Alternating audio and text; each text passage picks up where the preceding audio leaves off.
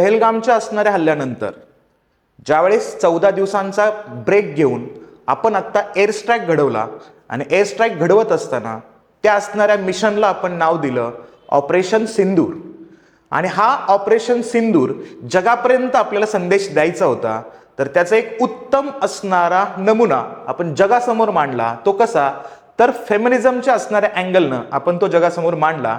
आणि हे जगासमोर मांडण्यासाठी आपण एक प्रेस कॉन्फरन्स घेतली आणि त्या प्रेस कॉन्फरन्समध्ये आपण कोणतं चित्र जगासमोर मांडलेलं आहे, तर हे चित्र तुम्हाला या ठिकाणी दिसेल. आणि हे अभिमानास्पद बाब आहे की महिला कमांडर आपल्याला या ठिकाणी लीड करताना दिसतात.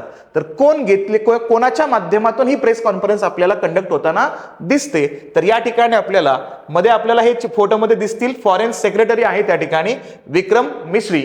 त्यानंतर आपल्याला दिसतील ते म्हणजेच कोण, तर कर्नल सोफिया कुरेशी दिसतील आपल्याला राईट हँड साईडला. आणि लेफ्ट हँड साईडला कोण दिसणार आपल्या ठिकाणी, तर विंग कमांडर व्योमिका सिंग यांच्या माध्यमातून प्रेस कॉन्फरन्स झाली. आणि जे गुन्हेगार होते त्यांना योग्य ती असणारी शिक्षा या असणाऱ्या इव्हेंटच्या माध्यमातून देण्यात आलेले आहे. असं असणाऱ्या प्रेस कॉन्फरन्समध्ये स्ट्रेट फॉरवर्ड असणारं उत्तर आपल्या असणाऱ्या भारतीय आर्मीनं आणि आपल्या असणाऱ्या एअरफोर्सनं या ठिकाणी दिलेलं आहे.